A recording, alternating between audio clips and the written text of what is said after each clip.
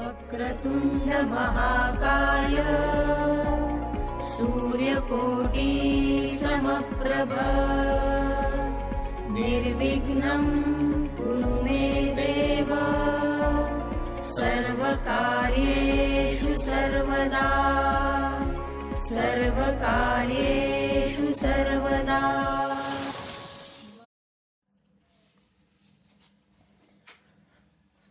दोस्तों नमस्कार। आप देख रहे हैं आपका अपना चैनल हिंदी गुरुजी। दोस्तों चैनल को सब्सक्राइब करना ना भूलें। दोस्तों आज अपन इस वीडियो में पढ़ेंगे काव्य दोष का सरलतम रूप, है ना। काव्य दोष का सरलतम रूप में यहाँ पर सबसे पहले अपन देखते हैं काव्य दोष, यानी दोष शब्द का शाब्दिक अर्थ होता है कमी होना, है ना। ठीक है, अब काव्य दोष का मतलब क्या है, इसकी परिभाषा देखते हैं। यदि किसी काव्य में किसी प्रकार की कमी होती है तो उसे क्या कहते हैं, काव्य दोष कहते हैं। ठीक है, अब इसके बाद अपन देखते हैं शब्द दोष या पद दोष। सबसे पहले अच्छा अपना फार्मूला देखते हैं कि इसमें क्या दिया है, मैंने जो चीज़ बनाई है, यानी किसी काव्य में किसी प्रकार की कमी हो। ठीक है, काव्य दोषों का मुख्यतः 3 भागों में विभाजन हो, शब्द दोष, पद दोष, या वाक्य दोष, रस दोष, या अर्थ दोष, है ना। कितने 3 भागों में विभाजन हो, है ना। 3 भाग ये हो गए इसके, है ना। शब्द दोष, पद दोष ये एक ही चीज़ है, वाक्य दोष, रस दोष एक ही चीज़ है, और अर्थ दोष हो, ये तो 3 विभाजन हो गया। अन्य दोषों में कौन से आते हैं, श्रुति कटुत्व व ग्रामत्व दोष हो, कलिष्टत्व अप्रतित्व दोष हो, व दुष्कर्मत्व और अक्रमत्व दोष हो। ये सब प्रक्रिया को आप क्या कहो, काव्य दोष कहो। ये इतनी सी बात अपने को याद रखनी है। अब अपन देखते हैं सबसे पहले शब्द दोष या पद दोष। यदि किसी काव्य में कोई व्याकरण संबंधी त्रुटि पाई जाए, मान लीजिए कि कोई वाक्य है या अपने सामने कोई पद है, उसमें क्या किसी प्रकार की भी व्याकरण संबंधी त्रुटि पाई जाए, वो संज्ञा से संबंधित हो सकती है, विशेषण, क्रिया, वचन, है ना, लिंग, पुरुष, ये किसी भी प्रकार की व्याकरण से संबंधित मान लीजिए किसी पद में त्रुटि पाई जाती है, तो वहां पर क्या होता है, शब्द दोष या पद दोष होता है। जैसे कुमुदनी खिल गया बाल रवि को देखी, यानी कुमुदनी जो शब्द है ये क्या स्त्रीलिंग शब्द है, और यहाँ पर भी क्या आना चाहिए था, स्त्रीलिंग आना चाहिए। तो इसका मतलब क्या है, यहाँ पर व्याकरण संबंधी दोष है, यानी खिल गया नहीं, खिल गई बाल रवि को देखी, ऐसा होना चाहिए था। इसी प्रकार आपसी सौजन्यता देखी न जाती है कहीं, तो सौजन्यता नहीं होता, यहाँ पर सौजन्य या सुजनता शब्द दोनों में से कोई सा भी आ सकता था, लेकिन सौजन्यता शब्द नहीं आता। इसलिए अपन कह सकते हैं कि काव्य दोष में शब्द दोष और पद दोष क्या होता है कि यदि किसी काव्य में कोई व्याकरण से संबंधित त्रुटि पाई जाए, जैसा कि कोई संज्ञा से संबंधित हो, या विशेषण से संबंधित हो, या फिर क्रिया से संबंधित हो, या लिंग से संबंधित हो, पुरुष से संबंधित हो, यानी किसी भी प्रकार की व्याकरणिक त्रुटि मान लीजिए किसी पद में पाई जाए, तो वहां पर कौन सा दोष होता है, शब्द दोष या पद दोष होता है। ठीक है, अपने को इतना पढ़ लिया। फिर वाक्य दोष या रस दोष किसे कहते हैं, यानी जब किसी काव्य में किसी शब्द का उचित स्थान पर प्रयोग नहीं किया जाता है। मान लीजिए कि जब कोई वाक्य है या फिर कोई अपने सामने कोई काव्य है, उसमें मान लीजिए कोई शब्द है, उसका जिस स्थान पर वो शब्द होना चाहिए उस स्थान पर न होकर के वो शब्द कहाँ होता है, कहीं अन्य होता है, यानी वहां पर कौन सा दोष होता है, काव्य दोष या रस दोष होता है। ठीक है, तो इसमें देखिए अपन पहला वाक्य देखते हैं, उसमें क्या दिया कि बकरी को काट कर गाजर खिला दो, यानी कौन क्या क्या दिखा है, यानी बकरी को काट कर गाजर खिला दो। यहाँ पर बकरी को काट कर, यानी यहाँ पर देखिए उचित नहीं है, यानी जो शब्द पहले होना चाहिए वो तो क्या हो गया, बाद में हो गया, और जो बाद में शब्द होना चाहिए वो क्या हो गया, पहले हो गया। यानी काट कर शब्द क्या होना चाहिए था, गाजर की जगह होना चाहिए था, और गाजर शब्द कहाँ होना चाहिए था, काट कर की जगह होना चाहिए। इतनी वाक्य अपना कैसा बनना चाहिए था, यानी बकरी को गाजर काट कर खिला दो, ऐसा होना चाहिए था ना। तो इसलिए यहाँ पर इस पद में, इस वाक्य में कौन सा दोष है, वाक्य दोष या रस दोष है। कहाँ पर होता है वाक्य दोष और रस दोष, जब किसी काव्य में किसी शब्द का उचित स्थान पर मान लीजिए प्रयोग नहीं किया जाता हो, तो वहां पर क्या होता है, कौन सा दोष होता है, वाक्य दोष या रस दोष होता है। जैसे ए मानुषी भूमि ए बानरी करो, है ना। यहाँ पर भी देखिए भूमि शब्द कहाँ होना चाहिए था, ए बानरी शब्द के बाद होना चाहिए था, तब जाकर के वाक्य का क्या निकलता है, सही अर्थ निकलता है। यानी कहने का मतलब क्या है, कहाँ पर वाक्य दोष या रस दोष होता है, जब किसी काव्य में किसी शब्द का उचित स्थान पर प्रयोग नहीं किया जाता है। इस जहाँ उन पदों में या फिर उन वाक्यों में कौन सा दोष होता है, वाक्य दोष या रस दोष होता है। ठीक है, अब इसके बाद अपन देखते हैं अर्थ दोष। जब काव्य में एक ही अर्थ को प्रकट करने वाले अनेक शब्दों का प्रयोग कर दिया जाए, मान लीजिए कि कोई ऐसा वाक्य है जिसमें कि एक ही शब्द एक ही अर्थ को प्रकट करने वाले अनेक शब्दों का प्रयोग कर दिया जाए। जैसे मान लीजिए कि जैसे जो अपने पर्यायवाची शब्द होते हैं ना, जैसे एक शब्द के अनेक पर्यायवाची शब्द होते हैं ना, तो उस प्रकार के शब्द मान लीजिए किसी एक पद में आ जाए तो वहां पर क्या होता है, अर्थ दोष होता है। जैसे बांधियो, जल निधि, नीर निधि, जलधि, सिंधु। यानी कहने का मतलब क्या है, यहाँ पर जल निधि समुद्र से संबंधित है, नीर निधि भी समुद्र से संबंधित है, तो जलधि भी समुद्र को ही बोलते हैं, तो सिंधु भी किसको बोलते हैं, समुद्र को ही बोलते हैं। तो कहने का मतलब है कि जहां पर एक शब्द से संबंधित अनेक शब्दों का प्रयोग कर दिया जाए किसी काव्य में या किसी पद में या किसी वाक्य में, तो वहां पर कौन सा दोष होता है, अर्थ दोष होता है। अब जैसे कि आगे देखिए, मौर्य काल के दिनों में इतना जाति द्वेष नहीं था।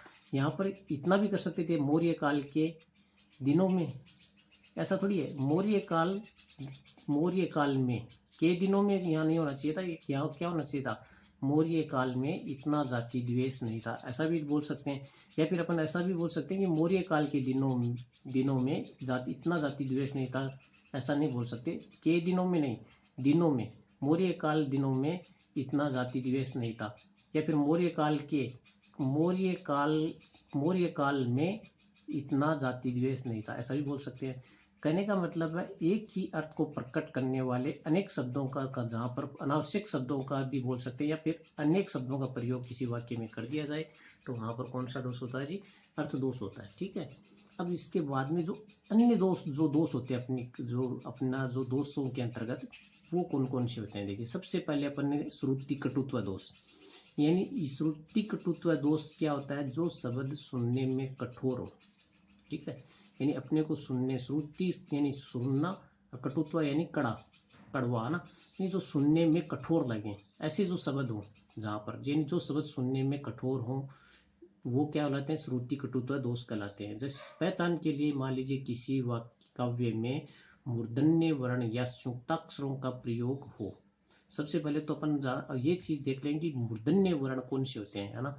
जैसे अपन ने, है ना, जो अपन ने व्यंजन वर्ण पढ़े थे ना, कि किस व्यंजन वर्ण का स्थान, मतलब उच्चारण स्थान कौन सा होता है। तो देखिए, इच्छु यशानाम तालु, ऋतु रसानाम मूर्धा, ऋतु रसानाम मूर्धा, मूर्धन्य है ना, री होता है, ट वर्ग के ट, ठ, ड, ढ, ण, ये सारे आगे, ऋतु रसानाम, और रे और से, है ना, ये इतने सारे शब्द होते हैं, वो कौन से शब्द होते हैं, मूर्धन्य शब्द होते हैं। और वो मान लीजिए कि किसी काव्य में कहीं पर भी उनका प्रयोग हो, तो वो किस दोष के अंतर्गत चले जाते हैं, श्रुति कटुत्व दोष के अंतर्गत चले जाते हैं। इसकी पहचान के रूप में है, संयुक्ताक्षर जानते हैं अपन, मान लीजिए दो अलग अलग व्यंजन वर्ण एक साथ आ जाए, है ना, दो अलग अलग व्यंजन वर्णों का, जैसे यहाँ पर देखो वृत्सना में यहाँ पर तय और स, इन दोनों अलग अलग व्यंजन है लेकिन एक साथ आ गए हैं ना, इस वजह से यहाँ पर क्या हो गया, संयुक्ताक्षर हो गए। संयुक्ताक्षर इन्हें कहते हैं ना।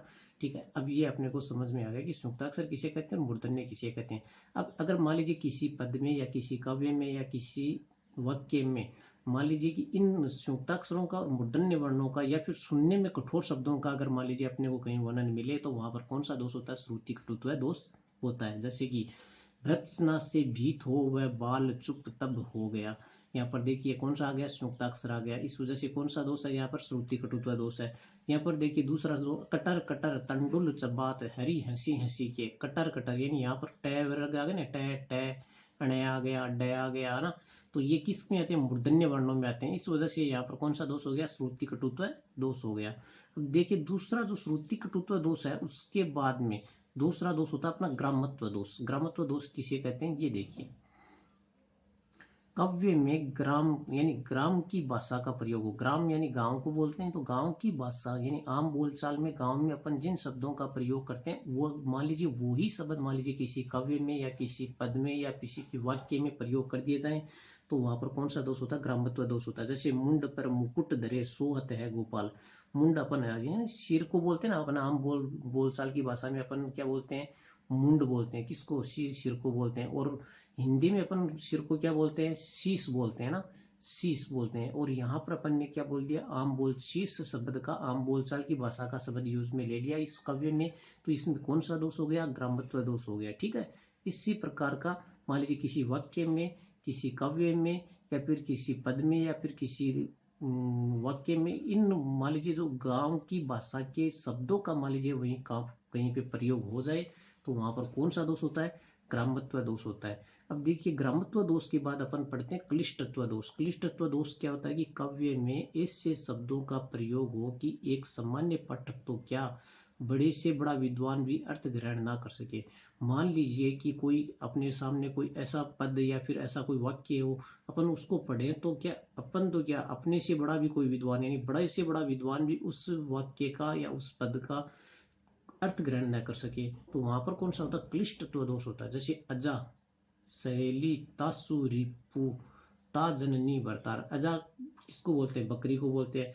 अब अजा सहेली यानी बकरी की सहेली कौन होती है? भेड़ होती है। तासु यानी उससे, रिपु यानी यहाँ क्या होता है? भरभूट यानी ये एक जो भेड़ के उनके जो बाल होते हैं उनमें लगने वाला होता है कोई बीज होता है ना, ठीक है, वो उसको बोलते हैं अपन भरभूट बोलते हैं। यानी बकरी की सहेली भेड़ का भरभूट ता जननी भरता, तो वो जितने दिन वो पृथ्वी पर जीवित रहती है यानी उसका जो जीवन काल होता है उस पूरे जीवन काल में वो उसका भाई के समान उसका हमेशा साथ रहता है। कौन? भरभूट। यानी इस पद को अगर कोई सामान्य पाठक पढ़े तो उसका क्या नहीं निकाल सकता, अर्थ नहीं निकाल सकता। इसलिए इस वाक्य में क्या होता है? क्लिष्टत्व दोष। और क्लिष्टत्व दोष कहाँ पर होता है? कि जहां पर कि कोई सामान्य पाठक तो क्या, जहां पर कोई बड़े से बड़ा विद्वान भी कुछ किसी भी पद का अर्थ ग्रहण न कर सके, वहां पर कौन सा दोष होता है? क्लिष्टत्व दोष होता है।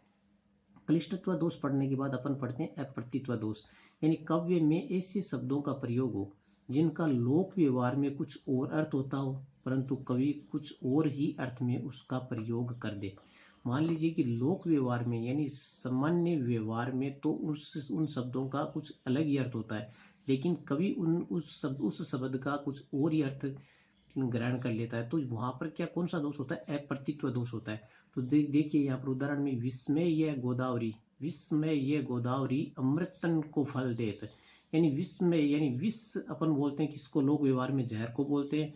और यहाँ पर कवि ने इस विस्मय शब्द का किस अर्थ में ग्रहण किया? जल के अर्थ में ग्रहण किया। यानी ये जो गोदावरी का जो जल है वो बहुत से लोगों को अमृत के समान फल देने वाला है। ठीक है, यहाँ पर तो कवि ने जल के अर्थ में ग्रहण किया, लेकिन लोक व्यवहार में यहाँ पर कौन सा अर्थ होता है इस शब्द का?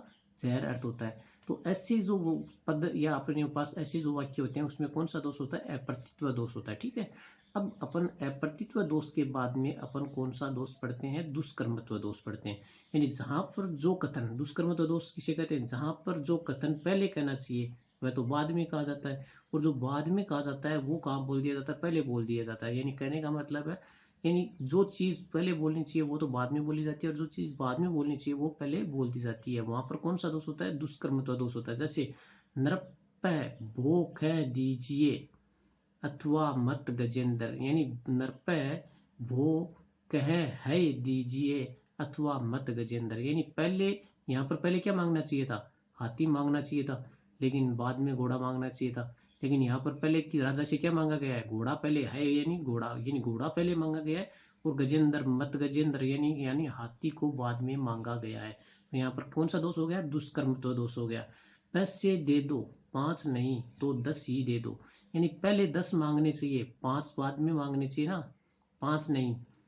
यानी पहले कितने रुपए मांगने चाहिए थे? 10 रुपए मांगने चाहिए थे, लेकिन यहाँ पर पहले कितने रुपए मांगे हैं? 5 रुपए मांगे गए हैं। यानी जहां पर जो वाक्य पहले होना चाहिए वो मान लीजिए किसी पद में बाद में हो गया, और जो बाद में होना चाहिए वो पहले हो गया, तो वहां पर कौन सा दोष होता है? दुष्कर्मत्व दोष होता है। अब जो अंतिम अपना जो दो दोष है वो कौन सा होता है? अक्रमत्व दोष होता है। अक्रमत्व दोष किसे कहते हैं? यानी किसी काव्य में किसी शब्द का सही क्रम पर प्रयोग नहीं किया जाता है, तो वहां पर कौन सा होता है? अक्रमत्व दोष होता है। यानी किसी काव्य में किसी शब्द का सही क्रम पर प्रयोग ना हो तो वहां पर कौन सा दोष होता है? अक्रमत्व दोष होता है। यहाँ पर किसका? शब्द का, पूरे पद का नहीं, शब्द का। ये याद रखने वाली बात है। विश्व में लीला निरंतर कर रहे हैं मानवी। यहाँ पर जो मानवी शब्द है वो कहाँ पर आना चाहिए था? विश्व में मानवी लीला निरंतर कर रहे हैं, ऐसा होना चाहिए था ना। लेकिन जो मानवी शब्द है वो कहाँ हो गया? वाक्य के अंत में हो गया। अब देखिए, विश्व में मिलते नहीं है वीर भीम के समान, वीर भीम समान के। यानी ऐसा ना, इसकी वजह ये होना क्या चाहिए था? विश्व में वीर भीम समान के मिलते नहीं थे। यानी भीम समान के वीर मिलते नहीं है, विश्व में भीम समान के वीर मिलते नहीं है, ऐसा होना चाहिए था ना। लेकिन यहाँ पर इसका क्या हो गया, क्रमत्व दोष हो गया। यानी कहने का मतलब है जहां पर जो शब्द जिस क्रम में होना चाहिए था उसका क्रम क्या हो गया, कहीं और हो गया। इस वजह से वहां पर कौन सा दोष होता है, अक्रमत्व दोष होता है। इस प्रकार से अपन इनको समझ लेते हैं। दोस्तों वीडियो देखने के लिए आपका बहुत बहुत धन्यवाद।